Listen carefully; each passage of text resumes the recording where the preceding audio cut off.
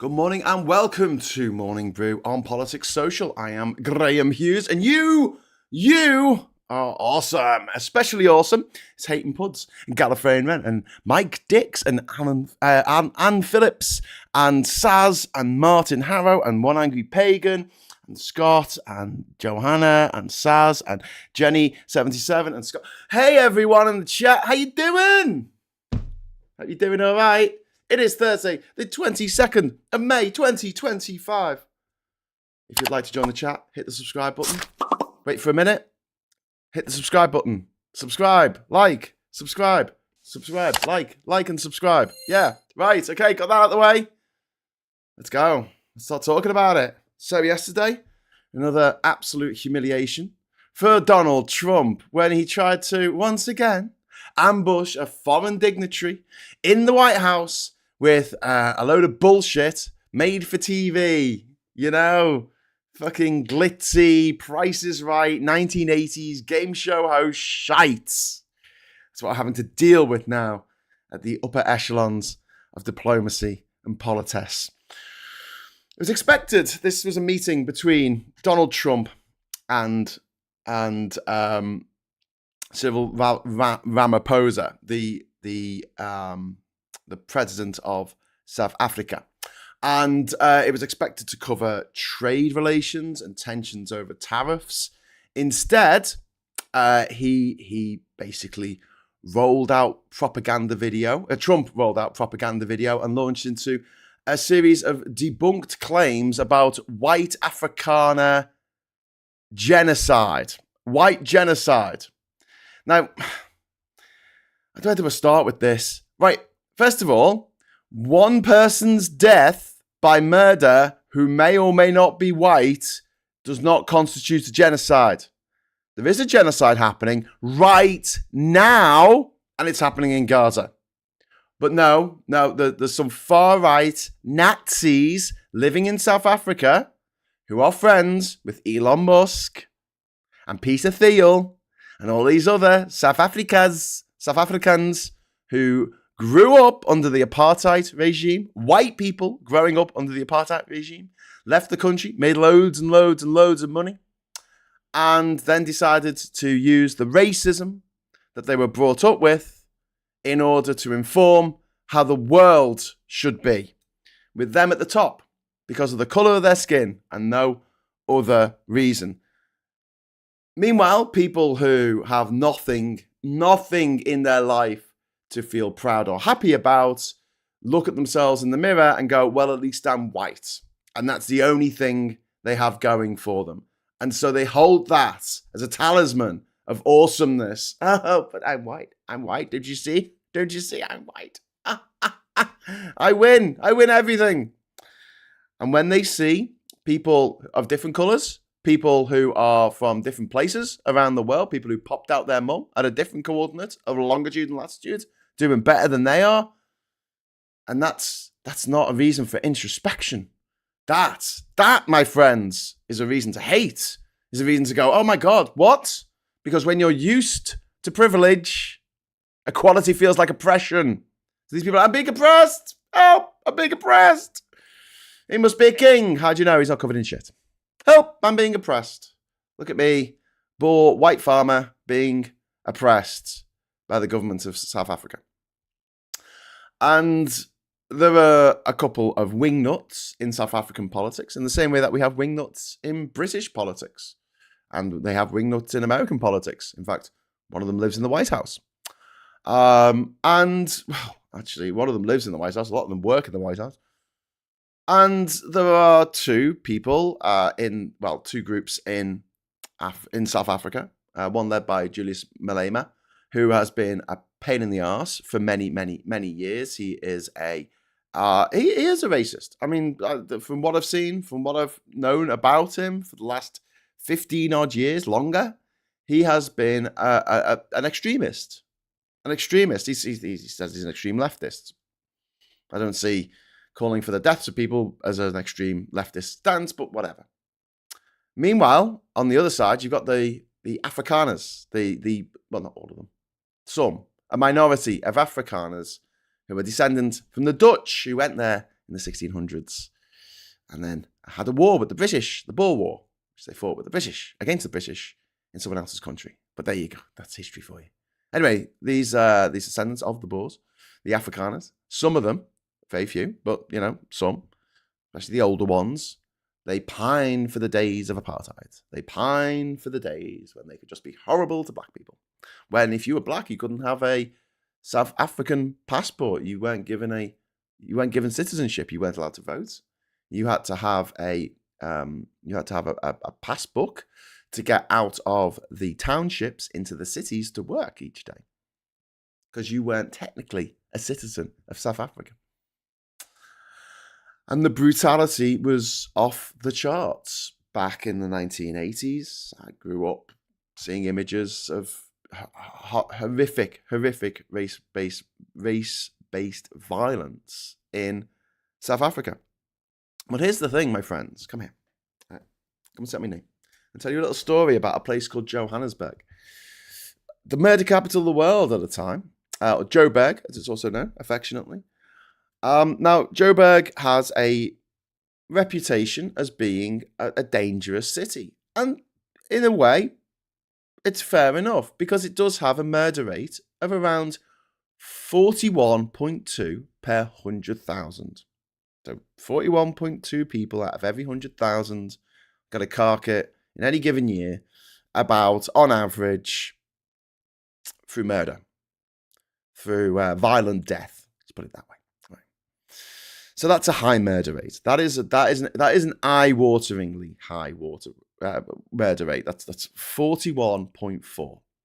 However, to give you some idea of how high that is, in London, the stabby crime capital of Britain, yeah, where people are stabbed to death every day on the underground and the overground and the Wimbledon Free, Wimbledon Common, they have a murder rate of 1.2 in every 100,000.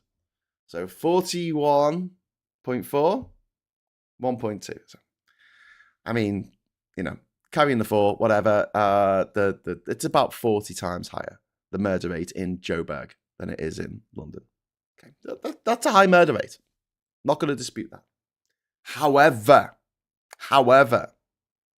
the murder rate in Washington, D.C. in 2023 was 40 in every 100,000. So the murder rate in the city where the fucking White House is has a murder rate comparable with the murder rate of South Africa. A murder rate that for a long time was higher than the murder rate of Haiti. The murder rate in Washington, D.C. was for many, many years the highest murder rate of any city in the Americas. And that is just mind-blowing. That is absolutely mind-blowing. One of the worst places for being murdered in the whole of the Caribbean, US Virgin Islands. It's got a small population, admittedly, but as a proportion of that population, lots of them die. Lots of them murdered. Because America is one of the most dangerous countries in the world. I wish people would understand this. When they look at me and go, Graham, you traveled through Syria. I went, yes. I went to Aleppo. I went to Homs. I went to Damascus. Yes. I've been twice, actually, to Syria in my life. But you went to Afghanistan. Yes. I spent the day in Herat, in the northwest of the country. And I went in on my own, with just me and my backpack. Didn't have a bodyguard, didn't have a jeep following me with supplies. Just went in on my own, with a backpack. And my Scout's charm. Yep, spent 3 days in Iraq. Yep, spent a week and a half in Congo. I mean, most of that week was spent in jail. But, spent that time in Congo. That was fun. Anyway, and they say, well, were you scared going to all these places with all these things going on? I'm like, well, no, because I'm, have a look at the statistics. Statistically, more likely to die in America. More likely to be killed by an American with a gun. Because they've all got guns. Murder rate, really high. So, yeah. So, Trump yesterday, he handed Ramaphosa evidence of right-wing media clippings, like printed out from a website, and videos of crosses along a road. This is a protest installation from 2020, by the way, misrepresenting them as graves of murdered white farmers. Okay, that's the equivalent of someone seeing, the sea of poppies that came out from the, it was an art installation that was redone this year for VE Day. It was the poppies coming out of the city, the Tower of London. Tower of London, poppies. It's like seeing that and going, oh my God, how many people died? Is each one of those poppies a dead person? Oh my God, did they all die yesterday? Were they all killed yesterday? Is that what happened? Were they all Or he's seeing the Angel of the North and going, oh my God, look at that massive cross. A giant must have died here. It's the only rational explanation. It was a protest installation. He then falsely linked South Africa's land reform policy, government policy, which is a coalition policy, by the way. It's not just the ANC in charge. There's two centralists, at least. Well, they reckon there's like 20 parties involved in the government right now in South Africa, with the crazy ultra right-wing Boers, the Afrikaans. They're on one side, and then outside of it, and you've got Julius Malema on the other, who's also out of it. But the main parties have come together in a coalition, national coalition. They've got a land reform policy because until 1994, black people couldn't own land in South Africa. They couldn't own it. So imagine, and this was put by one of the people talking about the Black Lives Matter protest. They gave this really fantastic analogy, which I'll pass on to you. Imagine if you are invited to play a game of Monopoly, only you come in late and every single square is owned and has hotels on it. And they hand you the dice and say, right, go for it. That's the problem. That is the problem right now, especially in somewhere like South Africa. And apparently two white South African golfers who were brought along as cultural diplomats by Ramaphosa, Trump treated them as political props. And apparently Elon Musk was there. I don't know. I didn't quite see him in any of the photos, but apparently Elon Musk was there watching silently. South African, racist, fascist scum, the richest man in the world, and also the most fascist. That's why you should never buy a swastika. Now, I think that Cyril Ramaphosa, I don't want to play the video. I could play the video, but, I just hate Trump's face. I hate his voice. I hate everything about him. I don't want to subject you to that. Just imagine, you're sitting in a room with Ramaphosa and a bunch of other people, and they seem to be getting along. Ramaphosa's laughing, and then Trump says, turn on the lights, and the lights go down, and he shows a video of Julius Malema chanting, kill the farmer, kill the Boer, which is an ANC protest song, which he shouldn't sing, but they have freedom of speech in South Africa in the same way they have freedom of speech in America. And I think that Ramaphosa actually handled it really, really well. With calm defiance. I think he did really well. Your mileage may vary. He rejected Trump's narrative, stating that it is not government policy to kill white farmers. We are a multi-party democracy. He highlighted the presence of white South Africans in his delegation as evidence that white genocide is fiction. In fact, one of his delegation is in charge of farms, and he's white. When pressed on the Malema chant, he explained that it's a historic anti-apartheid song ruled not to be a literal incitement. And Ramaphosa, give him his due. He avoided theatrics, he stuck to the facts, and he preserved South Africa's dignity, as far as I'm concerned. So, look, let's talk about the white genocide myth. No official or academic body has ever found any evidence whatsoever of racially motivated killings targeting white farmers as coordinated campaigns, which is what it needs to be a genocide.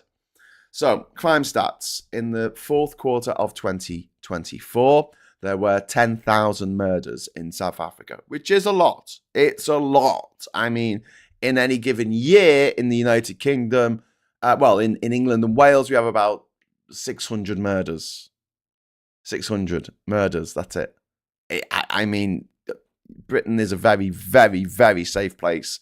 And I hate the fact that we have all these right-wing knobheads running around telling everyone to be scared and stay in their homes because someone will jump out and kill them. Because the reality is, that hardly happens. It is rare. And that's why whenever something happens like that to somebody who is very young or an attractive woman or, a famous celebrity in any way, it is front page news for like 6 months.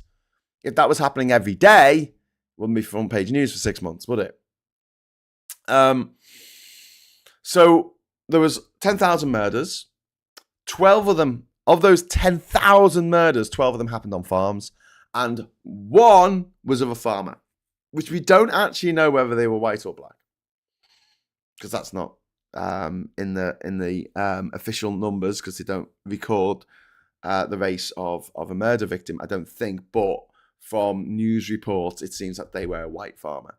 So of the 10,000 murders, one white farmer was murdered by the looks of things, right? As far as we know.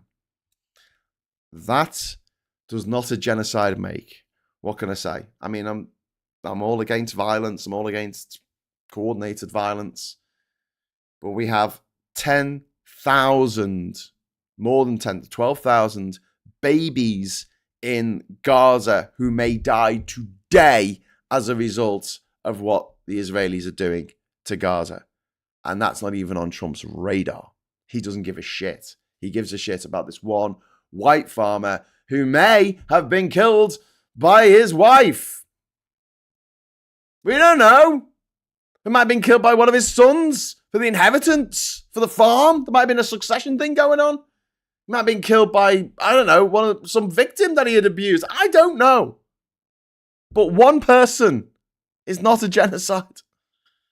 And to argue otherwise seems desperate and pathetic and weird. Really weird. These people are weird. Trump is weird. Elon Musk is weird. They're weird people. You wouldn't want to be friends with them because they're all over the place. They're all over the shop. They don't know where they're coming or going. One angry pagan, thank you very much for the first super chat of the day. Hypocrisy from the US about persecution. I never have thought it so. The US has been depowered on soft power, or because of an orange fart monkey with less wits than a mollusk. Nazi incompetence. The Nazis, to give them some credit, don't really want to, but, at least they were kind of competent. Trump is famously incompetent. Famously, he is just a game show host in the 1980s, transplanted into the role of president. The boy who would be king. The boy who would be a boy king. He's Joffrey. He is absolute. This kind of thing is when you watch Game of Thrones and you see King Joffrey just being horrible to people because he can, torturing people because he can, being a little sadist to people because he can. That's Trump. That is Trump, the boy king. And this lie about this genocide, the supposed genocide against white farmers, it's promoted by groups like AfriForum, which has ties to far right and white national movements. And these lies have been recycled by the far right around the world, including Tucker Carlson, Steve Bannon, and Marine Le Pen. And it's tied to the Great Replacement theory. The Great Replacement conspiracy. Oh, don't you love conspiracies? No, hate conspiracies. I always hate conspiracies. I hate them when there's so many horrible things going on in the world. Completely in full view of the world's media. And yet, people are like, but, something fishy going on here, I'm like, there's 12,000 babies that look like they're going to die today in Gaza, and you're making stuff up about fucking crop circles, vapor trails from planes. I mean, do these people, when they go out on a cold day and they see vapor coming out of their mouths, do they freak the fuck out? Do they think that they've inhaled some chemicals in their sleep and they're pumping those chemicals out into the world? Should we sellotape? Should we get some gaffer tape and put it across the faces of these people to stop the chemtrails emitting from their mouths? That water vapor that's so bad and awful, and it's being sprayed across the sky. And oh my God, I'm sick of idiots. I'm sorry, I'm really, really sick of them. I don't think we should mollycoddle them anymore. Just call them a fucking idiot. I try and be nice. I say, oh, well, maybe they're just lazy. But they're not. They're just idiots, and we need to do what we used to do. We need to make Britain great again by putting the fucking idiots in fucking homes where they can just lick the walls. We paint money on the walls, put them in a straitjacket. They can sit there all day licking the walls, doing no harm to anyone. I thought that the Victorians were barbarians for putting people who were not very clever into sanitariums, or what they called lunatic asylums. That was something really, really cruel and unfair and wrong on so many levels. But now, God, maybe they had the right idea. Well, maybe it's a bit harsh to say we need to put them all into idiot enclosures. I don't think it's practical. I don't think it's something that we could realistically do. Can we just put the idiot millionaires, the idiot rich? Can we have homes for the idiot rich where they can be put into these, padded cells, money on the wall? They get to lick the money all day. That'll keep them happy. And they can't do any damage to society. So we can put people like Richard Tyson, Elon Musk, and Nigel Farage, and Boris Johnson, and all these multi-millionaire, multi-billionaire motherfuckers in a cell and leave them there. And then we can spread their money, spread their wealth that they are hoarding like fucking smog. We can spread that wealth amongst the population. What do you reckon? So, the Great Replacement theory. Let's go into this, right? The Great Replacement conspiracy. The idea is that in 100 years' time, there's going to be no more white people. You see, this doesn't work. Genetically, it doesn't work. But the fact that people are concerned stupid enough to march down the street and say, the Jews will not replace us. First of all, most Jews are white. 99% of Jews are white. So, okay. But here's the other thing, right? It's really, really hard to become a Jew. I mean, it is eye-wateringly difficult to join the religion of Judaism if you haven't been born into it. So much so that you need, realistically, both parents to be Jewish. If your mother is Jewish, you'll get away with it. If your father is Jewish, but your mother isn't, if your mother converted to Judaism, you will not be invited to certain synagogues in this country. Let me tell you. It is very, very, very difficult. And you can keep kosher. You can check on the ingredients of everything that you eat. You can check it's got gelatin in. You can keep, you can do Seder night. You can do Friday night in with your family. You can keep everything as kosher. You can respect the Sabbath. You can do everything in your power to be as Jewish as possible. And yet, even though you've lived your life like that and you've gone to your Reform synagogue every week for your entire existence, there are some Jews in this country who will not accept you as Jewish. That's how hard it is to become Jewish. And these people are going to replace what? 330 million Americans? Okay, mate. All right, mate. If you say so. Yeah, that sounds practical. And then we veer into eugenics. And this idea of a repulsion against mixed marriages, mixed race marriages. And this comes down to some kind of self-hating, weird right-wing white nationalism of what defines America, hilariously, is white people. And it's like, well, you do know the people who lived here originally were not white. The people that you displaced to build your fucking cities and your freeways, you know they weren't white. You know that half your country was once part of Mexico. And last time I checked, Mexicans, most of them weren't blonde-haired and blue-eyed. The entire history of America was built off the slave labor, literally, of slaves, transported against their will from West Africa. Millions and millions and millions of people. And they were transported over to America. That's part of the American history.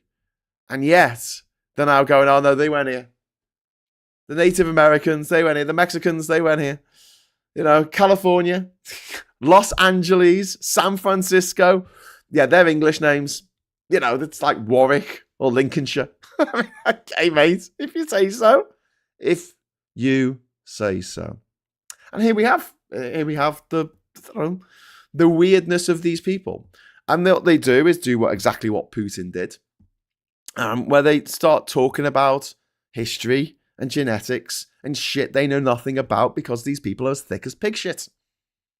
But because of Forrest Gump and the real world in the 1990s, we started not only abiding morons, you know, suffering fools gladly. I mean, the word is suffer. Suffer fools. They weren't joking because we do suffer from a surplus of fools right now. Wanton fools. People who want to be fooled. A sucker that is born every minute, according to P.T. Barnum. And he was completely right about that. They are. People want to be suckers. They want to be taken in by this nonsense because it makes them feel good. It makes them feel like they've cracked the secret code that no one else can see. They've seen the pattern that no one else can understand. And everything's a conspiracy. And every conspiracy ends with the words, and the Jews did it. Every fucking one. So yeah, the great white replacement theory. Now in South Africa, this is even more hilarious because South Africa is in Africa. I mean, if anyone has a reason to want to get rid of an entire sort of race of people, I think it would be the black people who wanted to get rid of the white people who shouldn't be in South Africa. But they don't. They have them in positions of government. They have them running companies in South Africa. Most of the big companies in South Africa are run by white people. So what's the problem? Oh, no, because this is what we would like to. This is projection, okay? This is projection. Because Trump and Musk and all those right-wing twats, because they would like to do a genocide against people who aren't white, that would excite them. They'll think that was cool. Because they want to do it, they assume that that's what black people want to do to them, when it isn't. All the black people I know and I've ever met, I've been to South Africa, twice I've been to South Africa, spent quite a lot of time in Johannesburg and Pretoria, and I didn't meet a single person who was like, single black person who was like, yeah, we need to kill all the white people. That's the only way that South Africa can go forward. But I've met Americans in America who want to kill all the white people, all the black people, sorry. Yeah. I've met Americans who use the N-word liberally. And it's really cringy. I mean, cringy, it's really horrifying. I hate it. I hate the fact that they think it's okay to say that in front of me because I'm not black. And therefore, what? Am I not supposed to take offense on other people's behalf? Am I not supposed to be shocked? Don't know. But I've heard it in America. I've not heard it in South Africa. Admittedly, I spent more time in America than I have in South Africa. But when I was in South Africa and I spoke to people who were of all different backgrounds, black people from different backgrounds, and not one of them made any kind of comment about how the only way out of this problem of all that high crime rate, the economy, whatever it is to kill a whole group of people. That's not going to solve anything, and I've never met anyone who thinks that that is the way to solve anything. I mean, they must exist. I'm not saying they don't. The plural of anecdotes is not data. But it seems to me that if you just plot on a chart all the white people who would like to kill all the black people, I think that that chart would be lower than all the black people who want to kill all the white people. I'm just saying. Freudian slip, Freudian clit, Freudian tit. A Freudian slip is when you say one thing, but you mean my mother. Another. American society is pretty sick from the look of it. Oh, yeah. Yeah, it is. It is. Ooh, right, okay. I'm just going to I'm going to put a goal up. I'm going to put a goal up because I'm not going to do a show later today. I'm sorry. I know I should. But if you want me to babble on, I'll babble on 5. No, I'll babble on 15. Okay, so, Richard Martin, just before the goal came up. Graham, you've been on fire this week. Oh, thank you, Richard. And also, I'm on fire. Humanity is a rich broth, says Leanne Scott. Yeah. So the idea that people of different races are going to replace the white people in a few years' time, it's not going to happen. It's not going to happen. It just doesn't. There's a few reasons for this. One of them is that a lot of people remain within their own community, which is fine. And that's not going to change anytime soon. And there's also the fact that geography, most places are pretty heteronormative, homogeneous, towards one particular group of people. And racism exists everywhere. Racism exists in India against Southern Indians because they have darker skin than Northern Indians, generally speaking. And they suffer discrimination as a result of it. And while that remains the case, I can't see everyone else having a big love in. But you know what? People ask me where the most beautiful women and men are around the world. And a lot of people expect me to say somewhere like Colombia, which is fair enough. People in Colombia are beautiful. I would be tempted to say Iran, because people in Iran, people from Iran are beautiful. So many beautiful people. But you know where I would say? Madagascar. I probably weren't expecting that, were you? Do you know why? Because we've got to talk about a melting pot. Madagascar is the maddest melting pot of the lot. Because Madagascar is in the Indian Ocean. So you have people there who are descendants of Africans. It's quite close to Africa. Middle Easters, people from the Middle East. So Arabs that have come down from the Arabian Peninsula. Also India, people coming over from India. So Indians as well, Sri Lankans.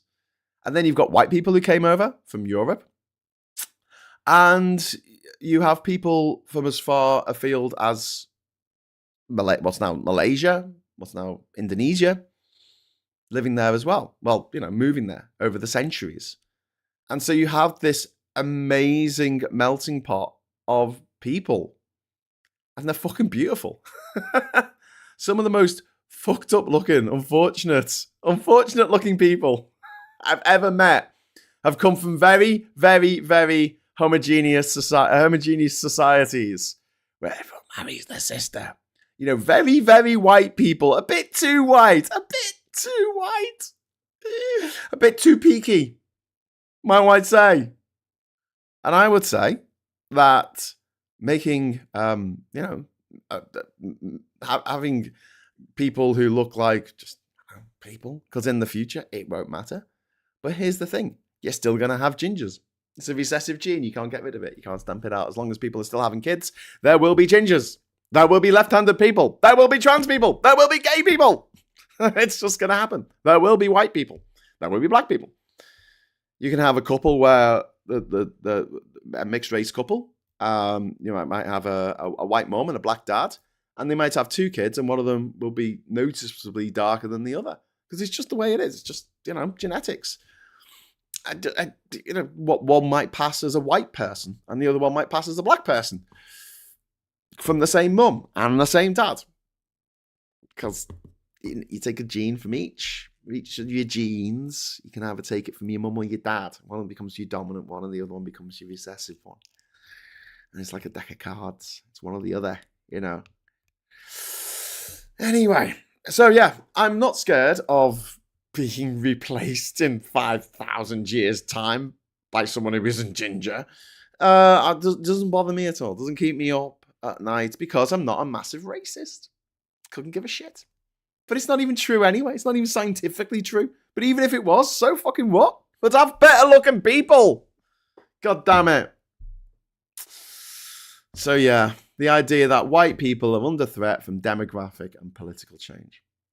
And this genocide narrative activates the MAGA base's racist anxieties. Because that's what, a lot of people who voted for Trump are racist.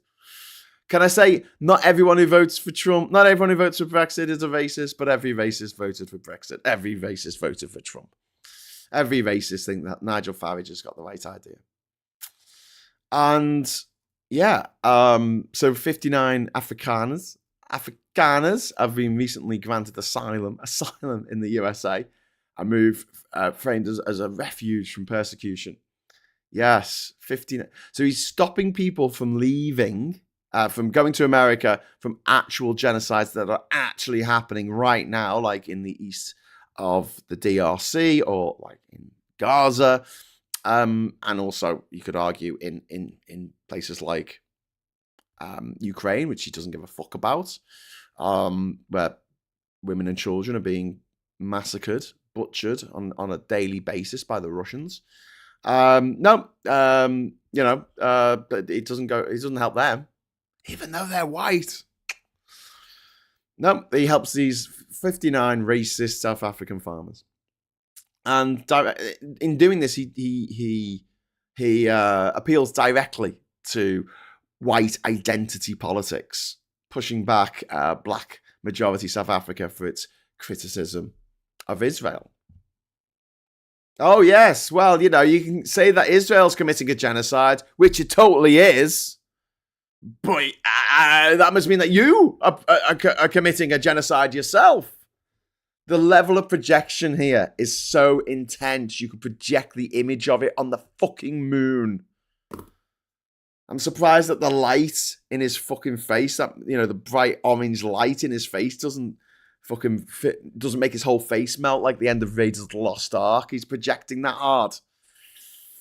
Ooh. Stop projecting, your light bulb's going to explode.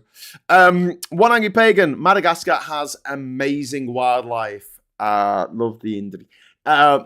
My favourite animal on Earth, which I think I share with Sir David Attenborough, is the dancing stafaka, which is a type of lemur. And because it's evolved to jump from tree to tree, when it's on the ground, it can't walk 1 foot ahead of the other. It has to keep both its feet together. And so it sachets across it, like bum one way, bum the other, bum one way, as it jumps. It's just the most amazing creature in the world. I love lemurs. I think they are absolutely adorable, cute as hell. Stink of piss, by the way, so don't necessarily hold one. But yeah, there's so many different types of lemurs as well. There's about 50 types of lemur, and they only exist in the wild in Madagascar. And they're very cool. They're primates. My favorite, probably my favorite primate. Gotta be. But dancing stavakas is just a fucking best. I'm probably pronouncing that wrong, and someone's going to correct me. It's a stiffica or something. But they make my day. I could just watch videos of them dancing all day long. But Madagascar, if I could just give a off the beaten track recommendation to anyone. I mean, just the things I saw in Madagascar. Like, not only was everyone beautiful, like you'd see, like everyone wore hats. I was like walking into a film noir, but in the tropics. Like everyone was wearing a hat because it's dead hot and the sun's out, so it makes sense to wear a fucking hat. Everyone was wearing a hat, and up in the mountains, they use go-karts to get around. I mean, how could this not be the most awesome thing you've ever seen? You're going down a mountain in a coach, and there's a little old lady, little old grandmother, in a go-kart, like a wooden go-kart, zooming down the hill, overtaking your bus, waving to everyone. It was brilliant. I love the place. I absolutely love the bones of the place. I'd love to go back to Madagascar, just for everything. And the food. Oh my God, the food. I got some fucking, like, I don't know, it's like some proper lobster dinner that would have cost you 50 quid in this country. And I got it for like a fiver in Mahajanga. I was just like, this is the best. I was sitting there in this really nice hotel that was only like a couple of quid. And I'm sitting out on the beach, which I pretty much got to myself. And I'm eating this fucking lobster thermidor stuff. I'm just like, this is the life. This is the life.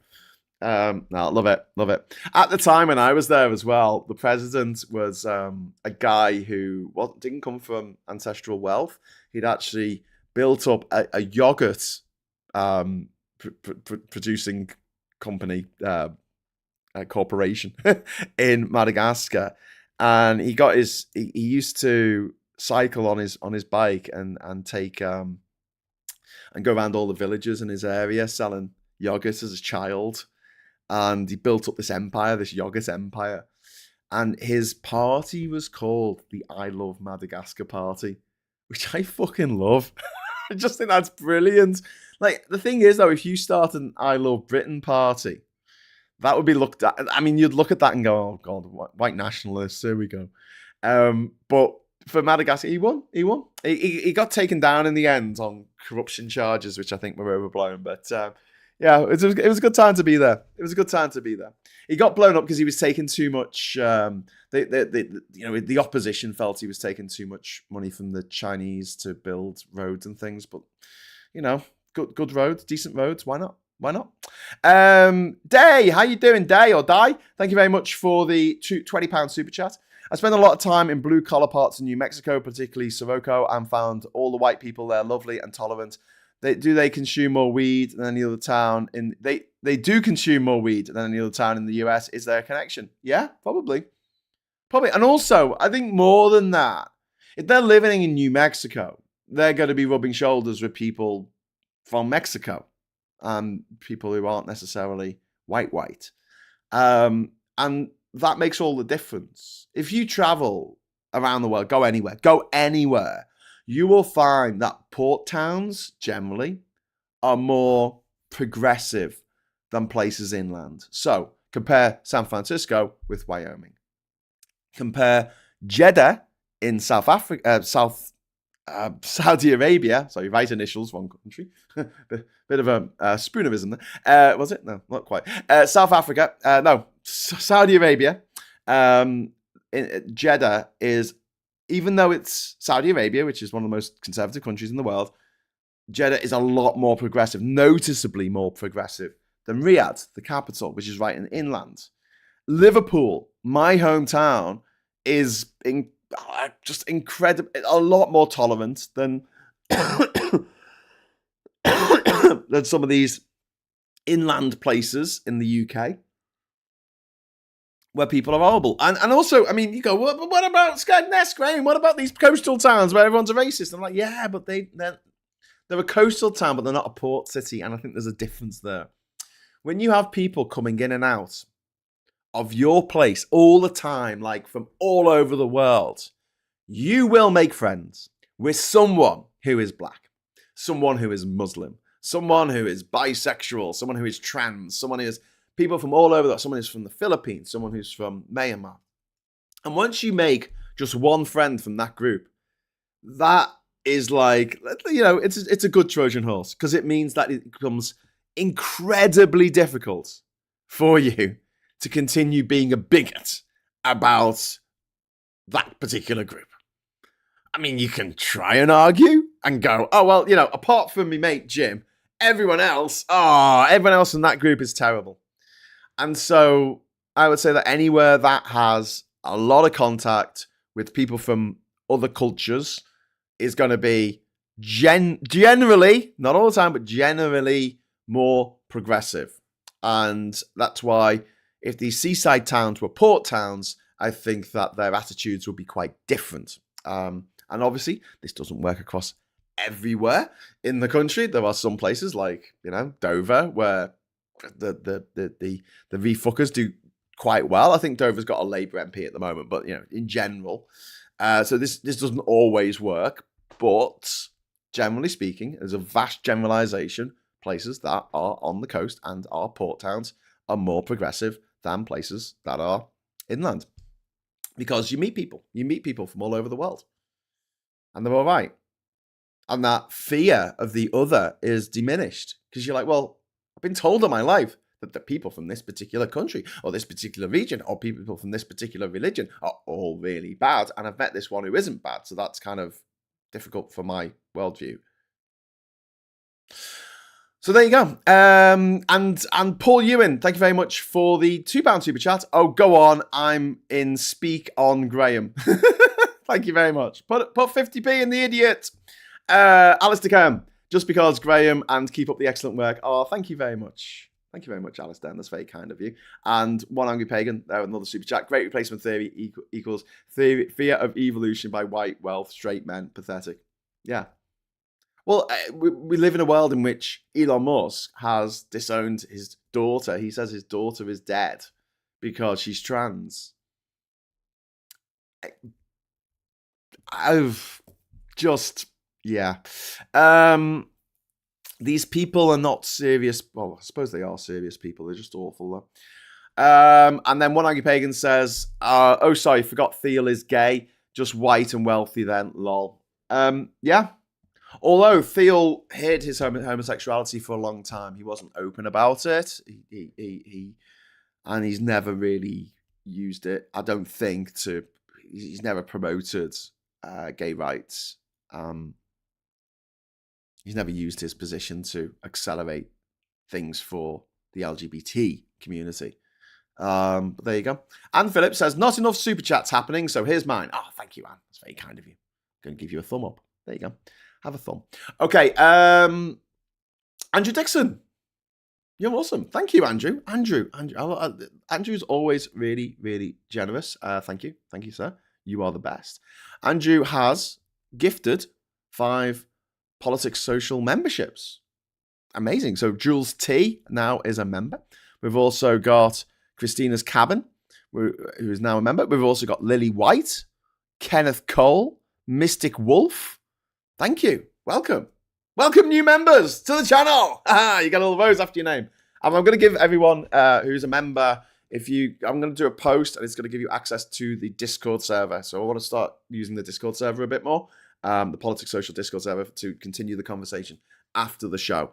I've been quite remiss in my use of Discord in the last few months, and that's been my fault. I've been concentrating a lot on getting the shows made, and also my writing, and also working on, I'm editing stuff for other people and stuff like that. I'm trying to help out on other channels as well. So it just falls down the priority list. Also, I'm a full-time stepdad, so I have to look after the kids and take them to school and do all that shit. And cook food, do the dishes. Oh my God, I'm so domesticated. And also, got loads of gardening stuff to do in the garden, because we inherited a mess it was a backyard, and over the last few years, me and Catherine have turned it into a garden. Lot of mud, sweat, and tears, I have to say, but we've done it. We got there. Not quite. I'm going to be out there cutting wood all day, but we're getting there. We're getting there. Right, One Angry Pagan, you beautiful man. Thank you so much for the 5 Politics Social gift memberships. That is very kind of you. Thank you. You're the best.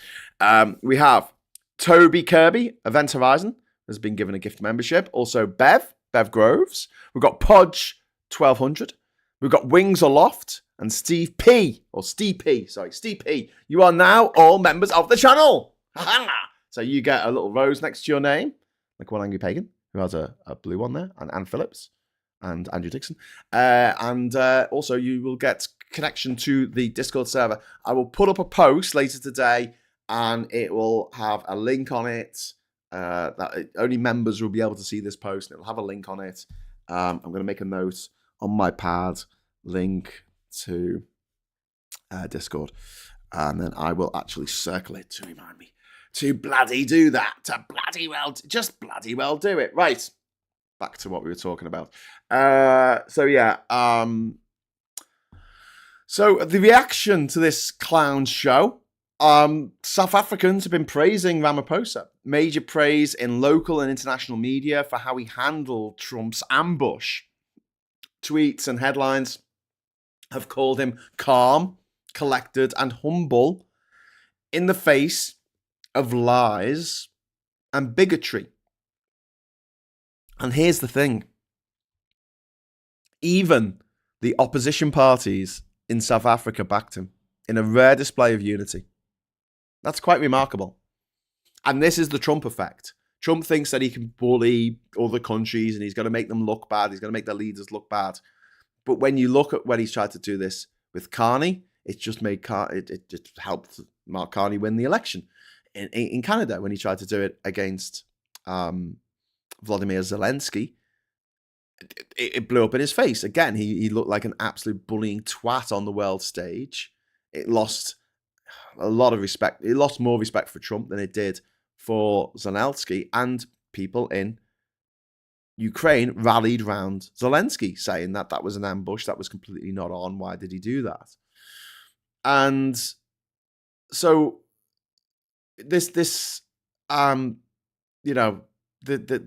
even Julius Malema, who was the subject of the video that Trump showed, he said, a group of older men meet in Washington to gossip about me, which is quite an interesting response to that. And he reaffirmed his support for land expropriation without compensation, which is what he's calling for. Now, here's the thing. They don't have that in South Africa. That's why he's calling for it. Okay, he's an extremist who wants to do what happened in Zimbabwe in the 2000s under the tyranny of Robert Mugabe, who, fresh from killing all the homeless people who lived in Harare, the capital, that was nice, in Operation Drive Out the Trash, he then decided to turn his attention to white farmers. And there was a reign of terror against white farmers in which their farms were expropriated without compensation. And in many cases, white farmers were murdered, was killed on their own land. Many of them were given refuge here in the United Kingdom and elsewhere, in the Netherlands as well. And I think it was the Netherlands, but the UK. That was a horrific chapter. That is not what is happening in South Africa. Any kind of land redistribution comes with compensation. And the thing is, the people running South Africa aren't idiots. It's very racist to think that they are. They saw what happened in Zimbabwe, which used to be the breadbasket of Southern Africa. And then it became the basket case of Southern Africa. Because people took over these farms because of avenging for historic wrongs that had happened in the past. But they weren't farmers. They took the farms from the farmers, and the people who took them over weren't farmers. They didn't know what to do with the land. They didn't know how to farm. Farming's quite complex. And as a result, the supermarkets in Zimbabwe ran dry. Empty shelves in the supermarkets. Famously, the Zimbabwean dollar that went into hyperinflation mode, and you could get $50 trillion notes. Some people still own them. I had one when I went there. I got myself what was it? I had I think it was a $50 trillion. I think it was $50 trillion. It was something mad. And it's a banknote with like rocks stacked up on it. Absolutely crazy. And they saw that from South Africa. This is a neighboring country, Zimbabwe. And they went, let's not do that. Let's not take farmland off people and give it to people who aren't farmers. Because there's something else going on here, is that land redistribution doesn't make sense if you're going to do it and just give it to people randomly. Because people don't need farms. I do not need a farm. You do not need a farm. Unless you're a farmer, you do not need acres and acres of land. You need enough space for a house and a back garden. That's it. That's the space that you need to live in. You do not need a farm. So the idea that we're going to take all this farmland and then redistribute it towards to people who don't need it, the sake of the people who are using the land, and then that way madness lies. And that is why the government of South Africa is not going down that route and will never go down that route because that would be cray-cray. Before I go on, I'm just going to say a big thank you to One Angry Pagan for the £2 super chat. Friggs, love and blessing on this fine Friggs day. Thank you very much. And then we've got Alistair Kerm, thank you very much, saying keep it up. I'll try. And another pound off Alistair as well, Alistair.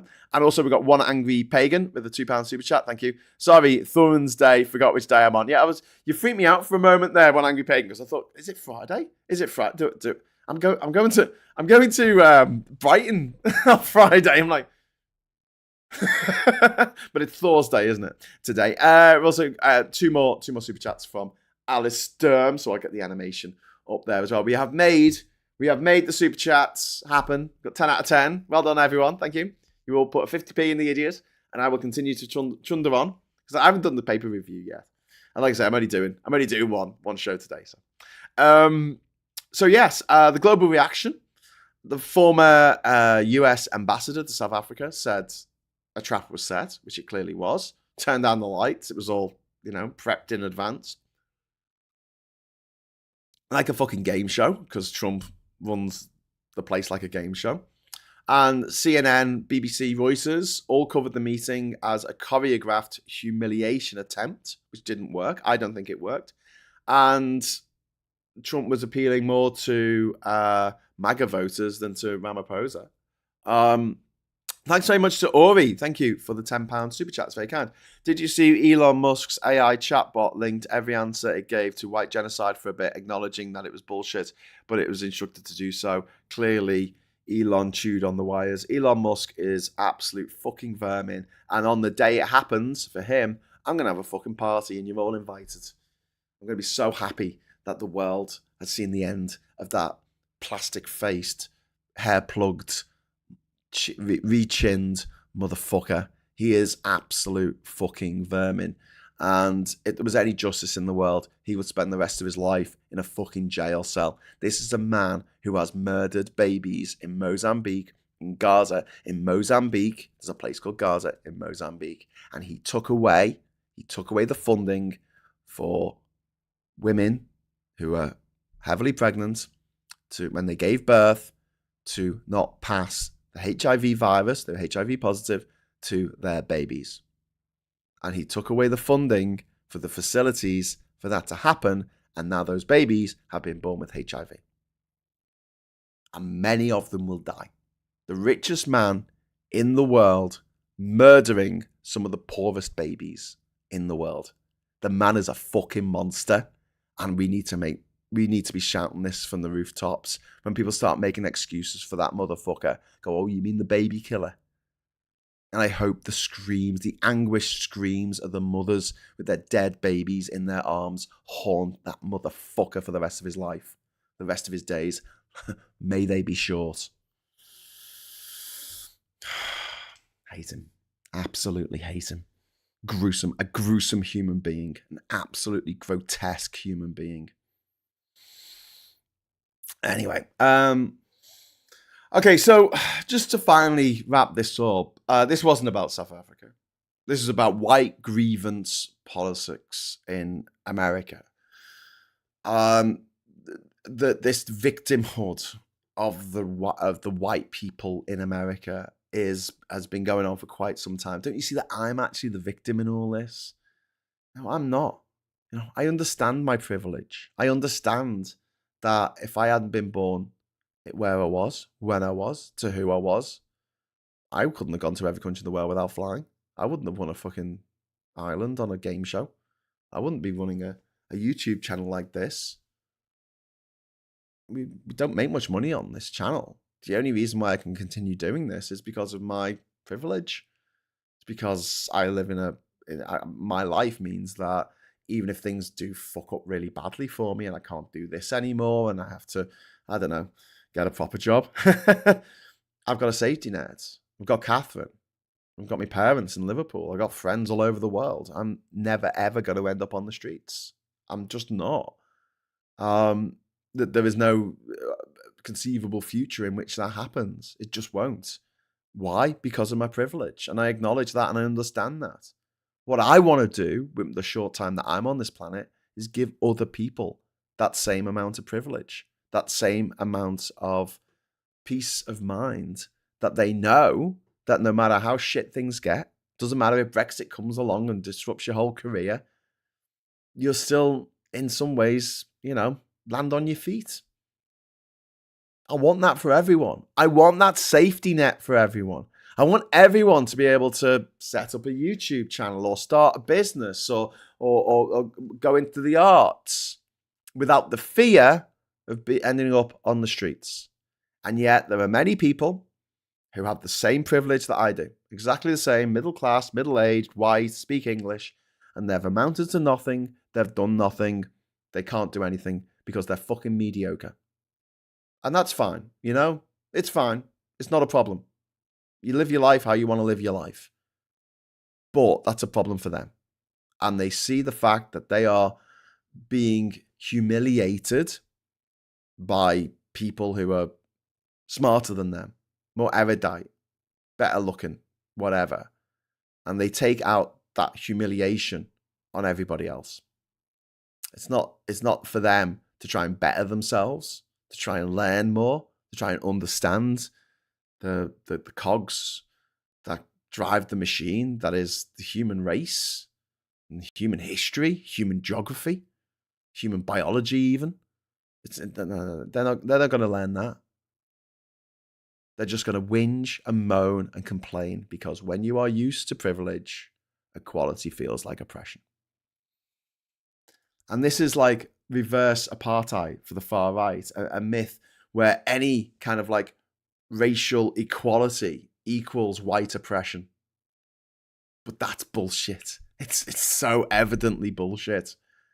We don't have white oppression in this country. If we did, an absolute idiotic no mark like Matt Hancock, who is the mediocre white male to beat all mediocre white males, would never have been in a position of being in charge of our health in this country during a goddamn pandemic. People died. Thousands, hundreds of thousands of people died as a direct result of the incompetence of the mediocre white people running the country during the pandemic. And here's the kicker. Most of the people who died were white. And what Trump's doing with this ambush of Ramaphosa, he is mainstreaming white nationalist rhetoric from the Oval Office. From the Oval Office. And his new refugee stance applies only to white South Africans. Compare that to his ban on Muslims and deportations of Latinx migrants, detention camps for asylum seekers, putting children in cages. It's not about persecution. This is about race, and Trump is a racist in the White House. And this is dangerous. This is dangerous authoritarian theater. Trump, humiliating a national leader, a foreign leader on live TV, just like he did with Zelensky. It's performance art for clips for Truth Social and Fox News. But it damages America's global standing. It destabilizes alliances and it encourages extremists, which is what he wants to do. He wants a violent society in which everyone who disagrees with each other is shooting each other. And Trump has used the most powerful office in the world to push neo-Nazi talking points. That's what he's done, in full view of the world's media. And Ramaphosa, he stood his ground, and he showed how to lead under pressure. And he talked to Trump like Trump was a fucking idiot, which he is. He talked to Trump like you would diffusing a situation with a child, a rich, spoiled child throwing a temper tantrum.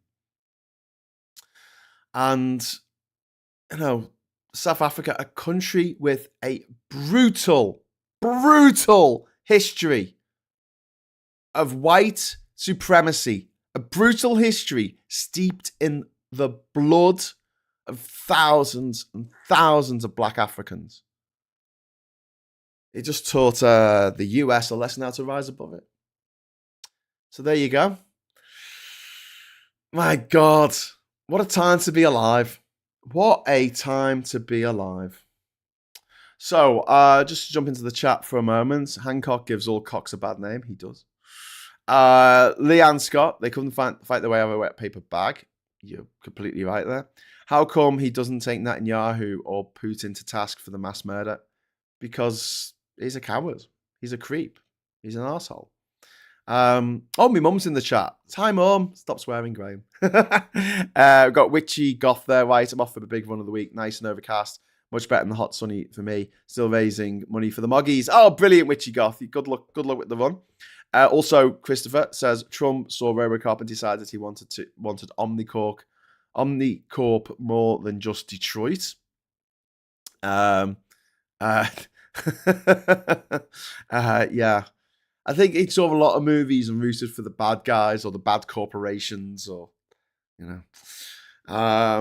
and Sue says Cyril has dealt with worse, I'm sure. Yeah. But this was the most powerful man baby in the world, pulling this horror show, an absolute fucking horror show against a leader from South Africa who just did not deserve to be treated with that level of disrespect. Let's have a look at the papers, I hope. There we go. We've got the Daily Express starters. Fight for fuel pay for all not over. Kemi Badenoch has vowed to keep on fighting for pensioners after Labour was pressured into a U-turn over winter fuel payments. Can we just talk about this for a moment? Good. And thank you, you're the best. That wasn't supposed to come up. But you are the best. Trump. Kemi Badenoch, easy mistake to make, is saying that they want all of the pensioners in the country to get the winter fuel allowance. In fact, all the pensioners not in the country. Pensioners who are millionaires, who are living in Thailand, a place where it's never winter, she wants them to get the winter fuel allowance because she's mental. What we said from the start about the winter fuel allowance, me and Phil had a moment of agreement on this. Not a rare moment. We do agree on a lot of stuff, but we both said that the actual level was too low. It was down at £11,500 a year. If you got a penny more than that, you weren't eligible for the winter fuel allowance. Put it up to 15, put it up to 20, whatever it is, whatever's fair. But the idea that there are people who are multi-millionaires who are buying a new car every 6 months, who are going on cruises every 6 minutes, and they get the winter fuel allowance as well as everybody else, no, I don't think that's fair. And by the way, the winter fuel allowance wasn't a Tory policy. It wasn't brought in by the Tories. It was brought in by Tony Blair in 1997. It was a Labour policy. So, kind of feel like Labour should be able to do what they like with their own policies. But obviously this one really, really backfired and they need to backpedal, which is fair enough. But this idea that because they've made a partial U-turn, how do you do a partial U-turn? Isn't a partial U-turn just a turn? Isn't it? Like if you're going down the street, take a partial U-turn to the left at the next junction. Partial U-turn, 90 degrees. It's like when someone says they did a complete 360, and I'm like, yeah, that means they were facing the same way that they originally were facing. It's a 180 you're looking for. It's a 180. 180 degrees. Anyway, when people say, cheap at half the price, and you're like, yes. The actual expression is cheap at twice the price. Get it right. Because that one makes sense. Okay, over here. And Veg Pie, thank you very much. Don't give the work from home to the 40% taxpayer pensioners. Yeah, that's pretty easy. That's pretty simple to do. I think it should be means tested. Everything else is. Thank you very much for the super chat, Veg Pie. I think it should be means tested. I just think that the level, that the threshold, what's the word? The threshold that you have to reach should be higher before you don't get it. Okay, so pensioners to wait year after winter fuel U-turn. Pensioners face waiting more than a year to have winter fuel payments reinstalled after one of the biggest U-turns. I thought it was a partial U-turn. When you make up your mind, newspapers, of Sir Keir Starmer's premiership. We've also got Trump there ambushing South African president over white victims, which we talked about for an hour. Don't need to do that anymore. Meltdown on daytime TV at the top of the Times there. And then we've got Will Sitting Shrink My Brain. Pressing all the pressing questions. Sighing as a colleague will come as no relief. Many a sigh has been heaved by bosses at an underling who has caused irritation. Well, now a judge has warned that expressing that frustration can legally be considered harassment. Oh, come on. Oh, come on. I think if you dig into that story, you'll find that that's not the case, but this is a Murdoch rag, so what do you expect? And there's a picture of June Squibb there, 95 years old. She looks great for 95, doesn't she? And some old lady. And she got a 5-minute standing ovation as a role in Eleanor the Great, which is the directorial debut of someone called Scarlett Johansson. I don't know who that is. But anyway, she looks fabulous for 95, doesn't she? I need to find out what her skincare routine is. Moving on, we've got the Mirror here. And calling for a monument to honour the terror victims of the Manchester Arena bombing during the Ariana Grande concert, which was 2017. Awful time. And then we've got down here, we've got Labour's winter fuel U-turn here. Kia, we get it. PM backtracks on OAP benefit cuts after backlash from voters, but pensioners must wait till October to find out qualifiers because they're going to wait till the next budget statement. Starmer announces U-turn over winter fuel, which is what we've been calling for. So, well done, everyone. Well done for moaning about it. That's what we got to do. We've got to moan about stuff. And then when there's an election, I guess Labour's got to be told not to do the stupid thing that they've just done. I'm really, really angry with Labour for doing this and turning a lot of voters away from them in places like here in Durham. And now we have a refuck council here in Durham. And the first thing they did was to take down the pride flag and take down the Ukraine flag. They took down the flag of Ukraine because they were told to by Vladimir Putin, who's the man who puts Nigel Farage on the payroll. That's why Nigel Farage has to do 27 jobs. He's a money launderer. He's laundering the money that's coming from Vladimir Putin. Vladimir Putin says, take down all the Ukrainian flags. I'm trying to find out at the moment. I'm trying to get an answer on this. Do you have to ask the council for permission to do a mural on a wall? Or do you just have to pay? Do you have to ask the person who owns the wall? That is my question. No one has answered it to me, but I happen to know quite a famous mural artist from Liverpool, and I know for a fact that if we paid him to come up to Durham for a few weeks to do a massive mural of a pride flag and the Ukrainian flag on a wall that the refuckers can't do anything about, he would do it. So if anyone knows what the rules are about drawing murals on walls, do you need to get permission from the council to paint a mural on a wall on private property? Veg Pie, thank you very much for £2 super chat. One Angry Pagan, did you watch last week's Doctor Who? Oh my effing god, it was epic! I don't know where I'm up to. I've seen 3 episodes so far. The last one I watched was The Well, on the Diamond Planet that doesn't have diamonds anymore because he went 500,000 years into the future. And then I watched the beginning of episode 4 where they came to London and it was New Year. It was New Year in London. I just watched the bit before the music came on. So I don't know. Let me know which episode number it was, One Angry Pagan. I might try and catch up today at the end of the day if I get everything done that I need to get done. I just want to mention as well, I've been talking about my writing a little bit because I write scripts on the side. And I applied for a competition. It's always good to apply for stuff like this because you think that thousands and thousands of people are going to do it, but actually the reality is they don't because it's quite hard to write a script. It's not something that everyone can do. Anyway, so I'm not saying that as like a humble brag. It is just, it's hard to hold the entirety of a 2-hour film in your head with all of the different characters, motivations, plot, filling up all the plot holes, making it make sense and all that kind of shit. and I got my feedback from it, and it was really, really good. Like, and it's really put a spring in my step, and it's really encouraged me to do more writing, and it just shows the effect that good feedback has. It's so demoralizing when you spend a long time putting something together and going, ta-da! And then people are like, that's shit. Why did you stop doing this? You're not very good at it. But to actually get feedback where they're like, no, this is really decent. You know, well done you. A little pat on the back.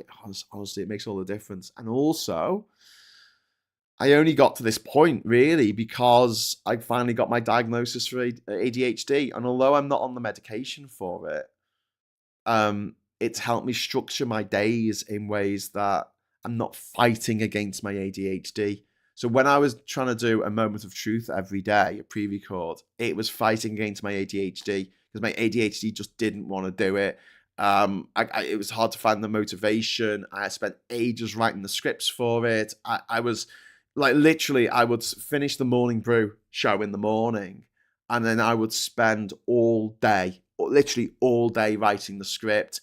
And then in the evening, I would film it, and I would film it like 17 times. I'm not even kidding, until I felt like I got it right. And then I'll put it into Premiere to edit it, you know, top and tail it, put the animations on at the beginning and end. And I'd watch it back and I'd go, oh no, there's something wrong. Oh, it peaked. The lighting wasn't quite right behind me. Whatever it was, there'd be some reason why it wasn't perfect. And I would go back and stuff. And I would be getting into bed at like 12:30 at night, having just uploaded my moments of truth. And it was because, and I know this, I was fighting against my ADHD. And instead of letting my ADHD go the way it goes, and using that as a tool to actually make the shit that I want to make, I didn't. So doing these live shows is fucking brilliant for me, because once it's done, it's done. I don't have to review it. I don't have to go over it again. I should be plucking out little sound bites from it and making shorter videos. I know I should do that. And if I was making loads of money, I would employ someone to do that. But I'm not making loads of money. My whole work schedule each day has changed because of that diagnosis. And I can't wait to get on some fucking medication, to be honest with you, because I watched something interesting where someone was talking about how alcohol affects the ADHD mind. And this made a lot of sense to me, because when I was traveling to every country, I wrote my blog like religiously. Pretty much every night I would write my blog. And I ended up writing over 600,000 words. This is over the course of 4 years on my blog. I wrote so much. TheOdysseyExpedition.com if you want to read it yourself. And one of the things that got me through that was alcohol. I would come in somewhere in the evening. I would sit at a bar. I'd get my laptop out and I'll start writing. I'll connect to the internet and I'll start writing my blog up. And I would, I'd have a beer. I'd have a beer and I'll drink the beer and I'd write. And apparently, alcohol allows ADHD people, it allows their brain to like focus on something and get you through that thing.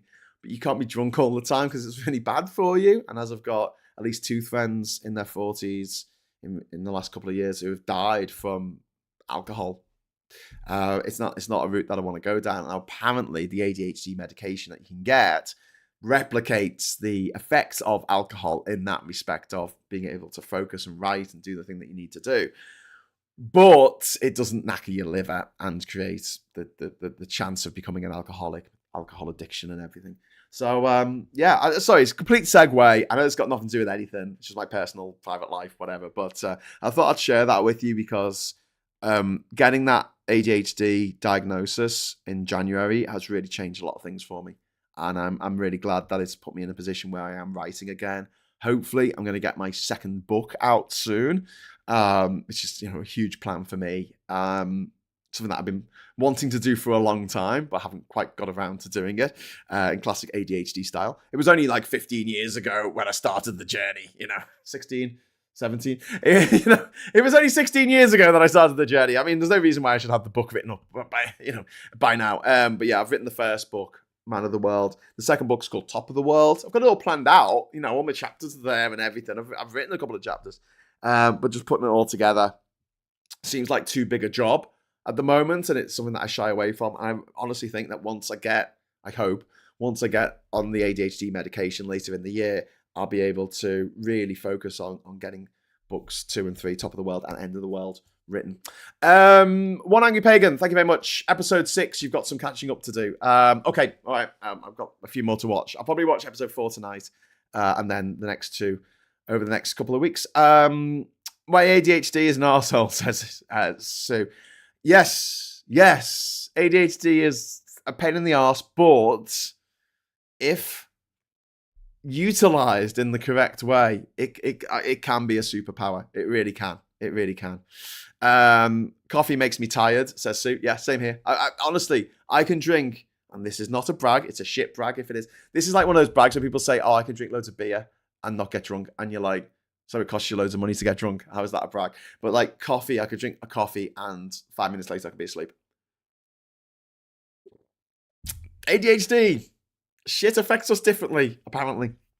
I have ADHD symptoms, but not ADHD himself. Oh, wow. Thank you very much to Ori. Thank you. We just got a mega chat. Thank you very much, Ori, for 50 pounds. Thank you. Genuinely, thank you so much. It's really, really generous of you. I got a newsletter through the door from my MP yesterday dealing with what she's been up to, like standing up to Labour leadership against PIP cuts. It was nice to have an update on what she's been doing. Didn't get that under coffee. Yeah, indeed. Now, just to go back, thank you so much. Honestly, Ori, I can't thank you enough. That is really, really kind of you. Just to go back to The Guardian here for a moment. The Starmer U-turn. This gives me hope. This gives me real hope. Because it shows that you writing letters to your MPs has had an effect. The MPs have looked at those letters, they've looked at the results in the local election, and they have put pressure on the leadership of Labour to change direction. They've done it once, they can do it again with PIP. They can do it again with their attitude towards trans people, which has been an absolute fucking disgrace. From top to bottom, left to right.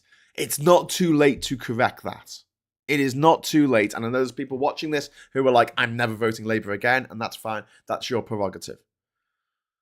But what I will continue to say is that no matter what daft shit Labour gets up to, we have more levers of control over the Labour Party in power than we ever will over the Conservative Party in power, because we're not millionaires.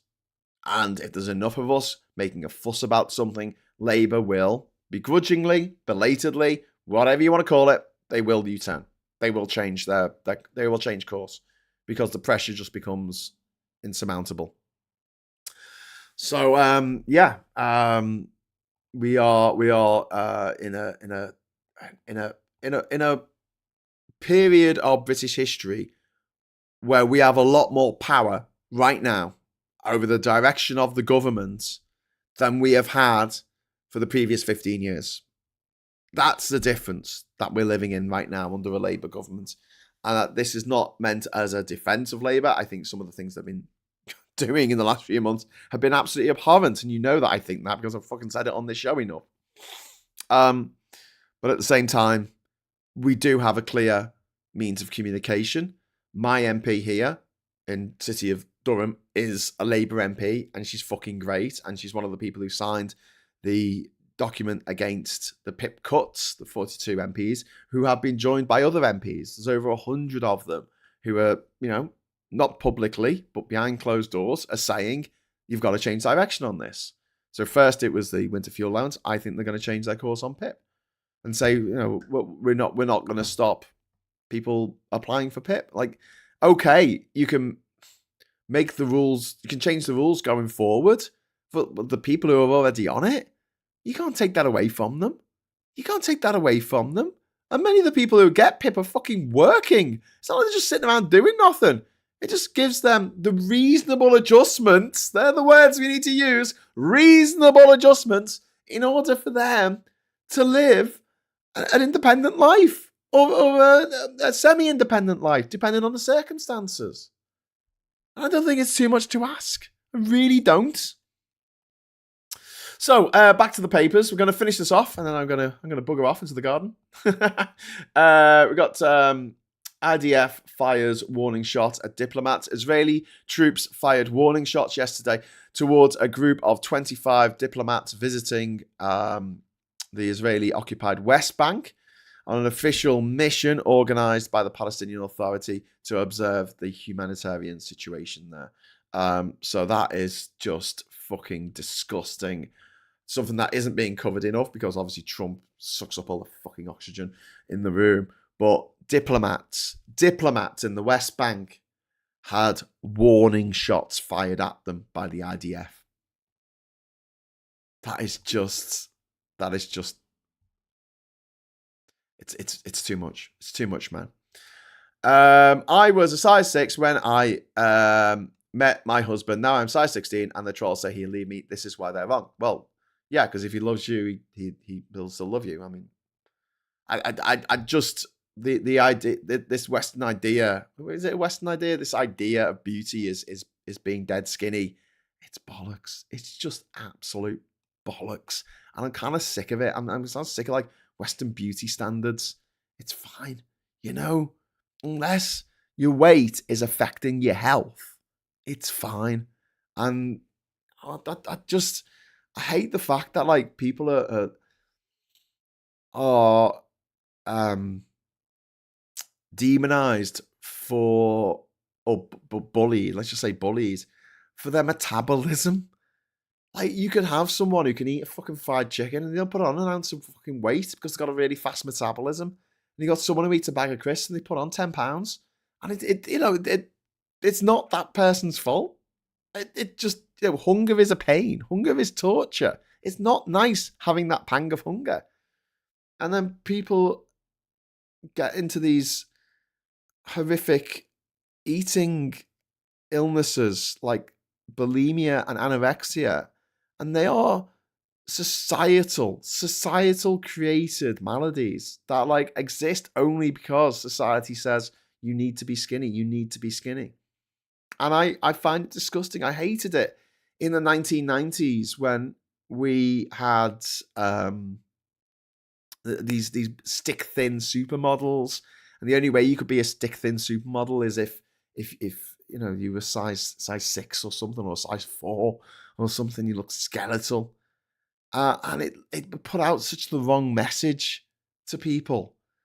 And I like the fact that now when you go into Next or New Look, or to go shopping with the kids, the models are not necessarily all fucking Slim Jims. They're not all skinny. Good, fine. Some normal looking people up there. Some people who look like you and me. Why not? And I genuinely believe that the only ugly people in the world are the people who think ugly thoughts. Are the Anne Widdecombe's of the world? Are the Nigel Farages, the Donald Trumps, the Elon Musks? They're the ugly people. And it's not because of how they look, necessarily. It's because of what they feel and how they behave. So yeah, that's my stance on it. It proper winds me up. But then again, I fancy everyone, so it's nice, isn't it? Veg Pie, thank you very much for the £5 super chat. Coffee makes me sleepy too. Everything makes me sleepy. Just been diagnosed with a genetic condition, which explains my excessive daytime sleepiness.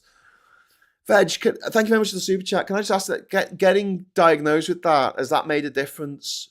Because I used to beat myself up for the way I was, and now I don't. I forgive myself for the way I behave, and it allows me to not get frustrated with myself for not being able to do like simple things. I understand it's not simple for me. And because I understand that, when I do it, I actually get a little hit of dopamine for doing that simple thing that before was a complex task. I know it's not complex, but it just felt that way. And I get a dopamine hit now because I'm like, it's okay. I only think it's complex because of the ADHD. And it kind of, it's like, I don't know. I feel like I've unlocked a secret level in my brain, in my way of doing things. So we'll see. We'll see how we get on. I also feel like when I was younger, the ADHD wasn't so much of a barrier to getting done what I needed to get done. But as I've got older, it's become more of a barrier. And so being able to go back to more the way I was in my 20s, when obviously I was hyperactive and I'm doing lots of things all at once, putting far too many things on my plate, but seemingly getting them done somehow. I'd like to get back to that. Intolerance is very ugly, says Christopher Bowles. Rue Nurse Grut says, as a size 14, I've been told I'm a plus size. I swear most women size between 12 and 16. Male fashion brand owners have no idea. Yeah, you're right. Marilyn Monroe would be seen today as a plus size model. What? Okay. And I just find it absolutely ridiculous that we do this to ourselves. And this isn't to have a go at people on diets or whatever, if that's what you want to do, but it is, and they get all my support because I know how hard it is. To actually not eat as much as your body's calling out to. And the odds are stacked against you, especially when we have ultra-processed foods that they put additives in. These food companies owned by tobacco companies who put additives in, addictive additives into their cigarettes, and then they bought food companies and put those same addictive things, chemicals, into your food to make it more addictive, which isn't great. Daylight Dave says, I found that after my diagnosis helped me understand the way things went and how I sabotaged myself and burned bridges. Daylight Dave, yeah, mate, yeah, I saw that as well. And I really want to go around and just apologize to people who have fucked off in the past and genuinely say sorry for it. And also, I'm not beating myself up as much about the self-sabotage thing, because the self-sabotage thing for me is off the charts, as you can possibly imagine. I used to look pretty good at size 16, went in and out all the right places. And nowadays, I just go out and further out. But I mean, like a size 16, like that's a great figure. That's no problem with it. So thinking that that's going to be something that people find unattractive. But obviously, this is the curse of the Daily Mail, isn't it? It just wants to make people to feel angry and upset and shitty all the time. And to be honest with you, looking at these two pictures, I genuinely, and I'm not just saying this to be woke or whatever, but the lady in the blue dress looks more attractive to me than the same lady there in the training bra. Not a trainer bra, training bra. There's a difference. Anyway, so open warfare in the cabinet. Reeves reeling from triple blow.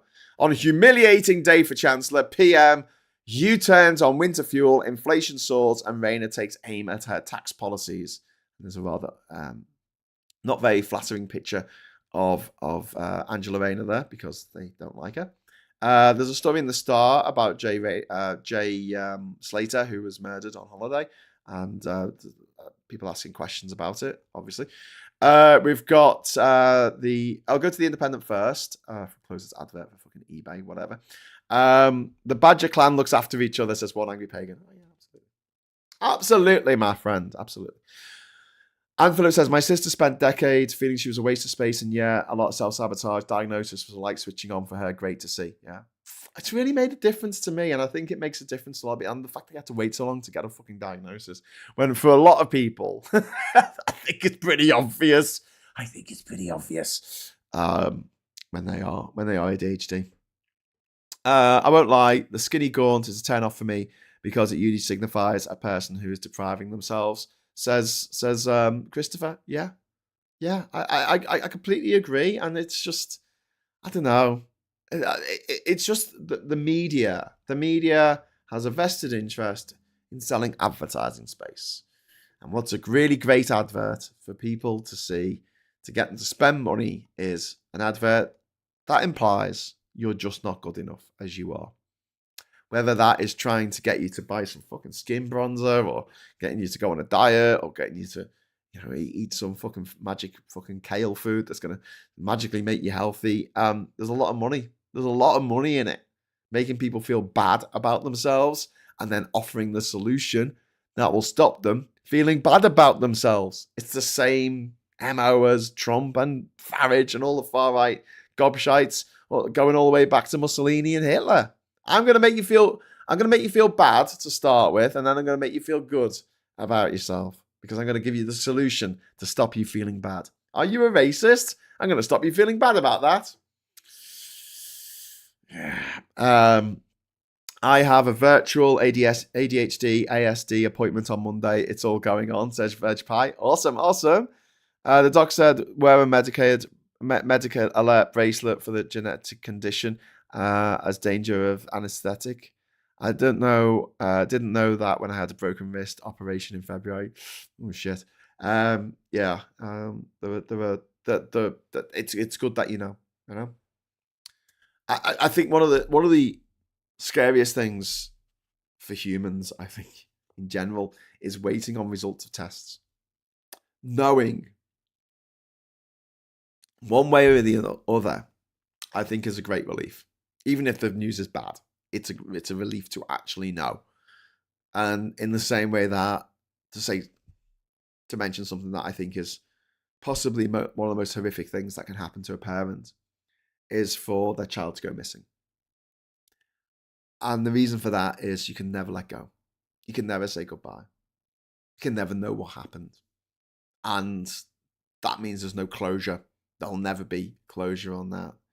And it's a horrible thing to say, but in a lot of cases, if the child isn't coming back, it's much better for the mental health of the parent, the friends, family, to know the child isn't coming back. Because that glimmer of hope is worse, keep it, and then the other things go around in your head. I think that's the extreme. That's the absolute extreme. But not knowing for a human is it's a very disturbing mindset to be in. And so while you're waiting for tests, I think that's the worst possible time. So if you know anyone who's waiting for tests right now, go around, have a cup of tea, be a weapon of mass distraction for them, because I'm sure they're dwelling on it like you would not believe. But yeah, I think getting the diagnosis. Get the fucking diagnosis. You don't even have to give me any medicine. You don't need to give me anything. Just give me the fucking diagnosis so I can readjust. I can retrim my sails accordingly. There's Trump. They're doing his impression of a howler monkey. Howler monkeys famously throw shit at you if you get too close to them. There he is, Donald Trump, doing a very good impression of a howler monkey. And being an absolute gobshite to the president of South Africa, because he is an absolute gobshite. He's probably shitting his hands there. PM feels the heat as he U-turns on winter fuel aid cut. That's fair enough. We've got this disgusting picture of disgusting Trump with his disgusting pictures here. Trump ambushes South African leader over white persecution. Okay. And Rayner saying, let's cut migrant benefits. Leak reveals Deputy PM fought for tough curbs in power struggle with Chancellor. PM to sign away Shaos at the cost of £9 billion. And Dunkirk's little ships diverted to make way for migrant small boat. All right, mate, whatever. Something I did want to mention this morning is Shaos Islands is officially going back to the government of Mauritius today. There should be a signing ceremony today. And good. Excellent. What's the problem? I don't really understand what the problem is. This was a process started by the Tories. They can't really complain about it now. And yes, we shouldn't have far-flung possessions in places where the people who lived there before we threw them out want to live. Don't think that should happen.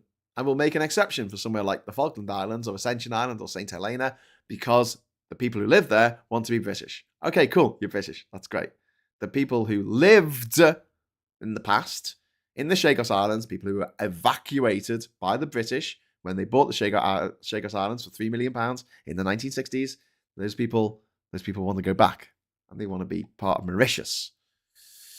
Some of them want to be independent, but I don't know if that's really something that could actually work in an island nation so far from anywhere. But we'll think about that anyway. So we've got Starmer in fuel U-turn there.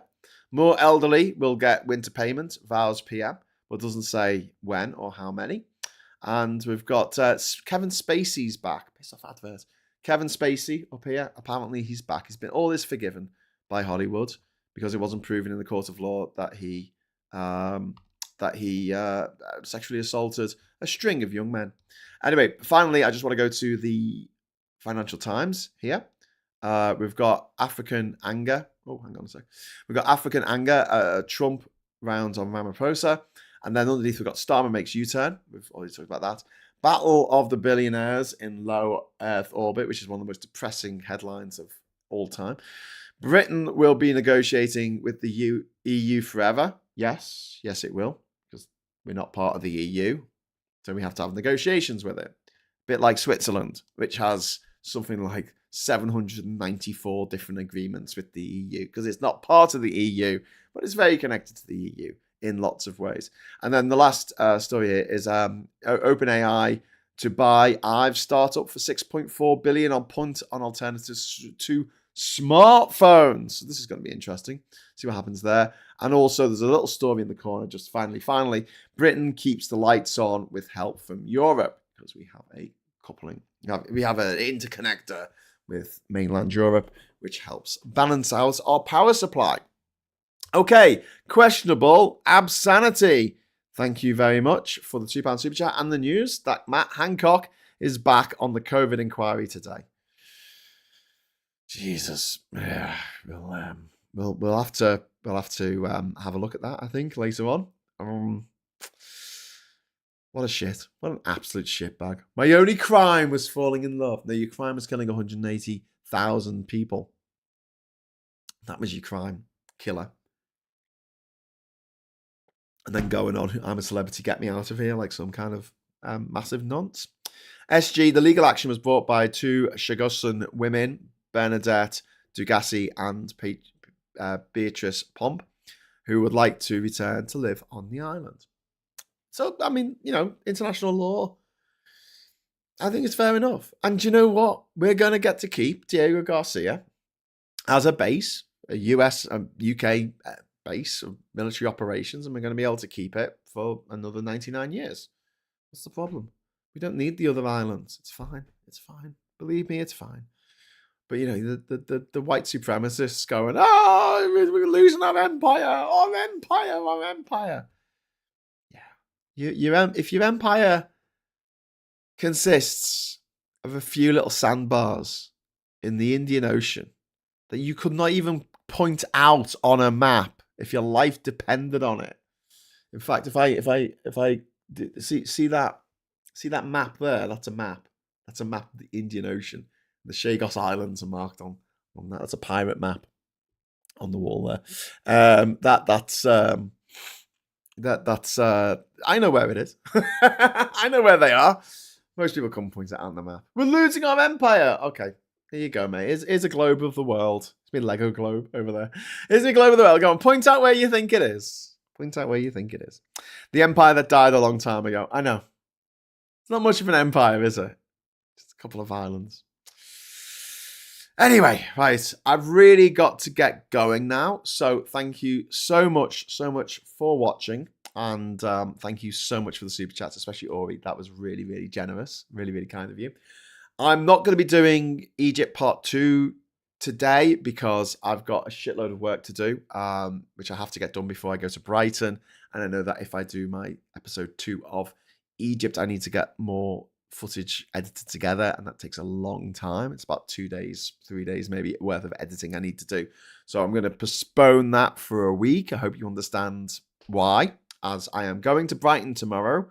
You will get Morning Brew as normal, 9 o'clock, and then you will get the agenda at 1 o'clock as normal, and then I'm going to hightail it down to Brighton, hopefully in time to do, if it all works out well, hopefully in time to do an episode of the Friday night social tomorrow night, 9:30, live and in person from Brighton. Hopefully we'll have Tan, we'll have Mike, we'll have Josh from Movement Forward, maybe some others coming on the show as well.